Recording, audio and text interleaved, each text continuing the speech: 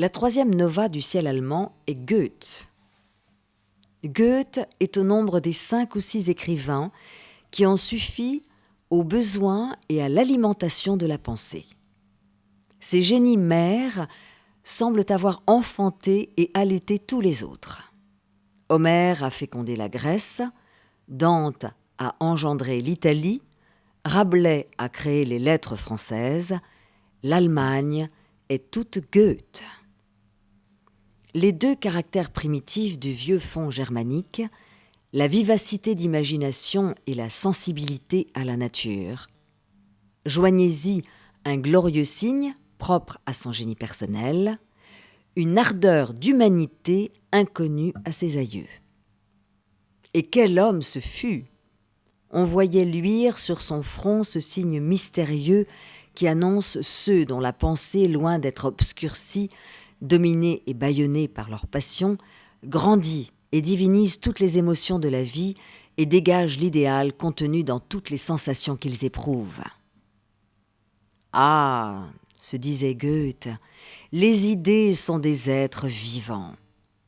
Il en était aussi tranquillement certain que de sa propre existence, et tout ce qui sortait de sa plume était saturé de cette conviction.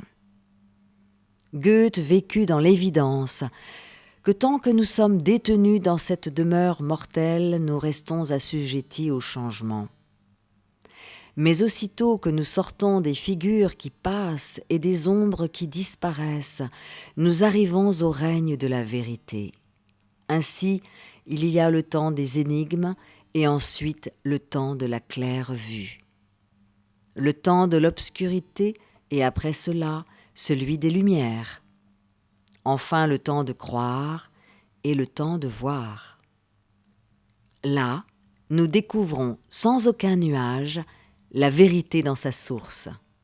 Ici-bas, nous ne vivons que d'une connaissance obscure et enveloppée qui nous fait entrevoir de loin quelques rayons de lumière à travers 1000 nuages épais. Mais un jour, nous verrons la vérité face à face, facie ad faciem. Dans les approches de la mort, parmi les ombres qui commençaient à l'environner, Goethe eut la confirmation de cet instant de clarté. Au dernier battement de son cœur, un flot d'aurore entra en lui. Ah, de la lumière! De lui, dans La force de l'âge, nous avons un beau portrait que nous a laissé Schopenhauer.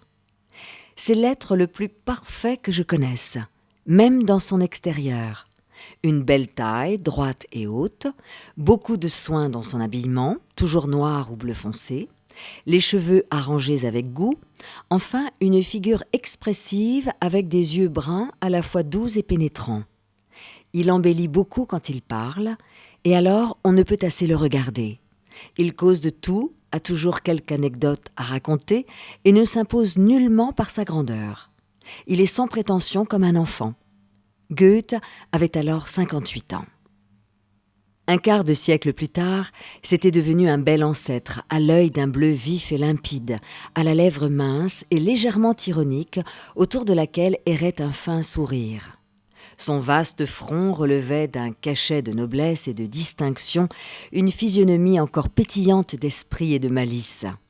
Le créateur de Werther et de Faust vieillissait sans cesser d'être amoureux, et la douceur infinie de son puissant regard ne s'était pas éteinte. À 83 ans, il composa son second Faust, rejoignant ainsi la lignée de ces impressionnants vieillards qui ont œuvré pour la dignité de l'esprit humain. De Faust, chacun connaît l'histoire. Le docteur Point, au prix de son âme, échange une vieillesse languissante contre une nouvelle jeunesse. Mais le pacte qui le damne pèse cruellement sur son esprit.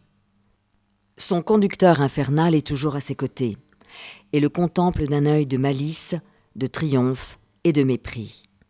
Nouvelle mise en garde prophétique qui aurait pu sonner comme une alerte pour les Allemands qui s'apprêtaient à se mettre dans le poing de Hitler. Je ne sais pas bien si le génie littéraire est la première condition pour opérer des miracles. Infléchir la trajectoire de l'Allemagne, la détourner des gravitations prussiennes, était-ce imaginable encore ? L'immensité, la profondeur, l'originalité de Goethe, la force du fort des forts, de celui qui fit Faust, n'y pouvaient peut-être pas suffire.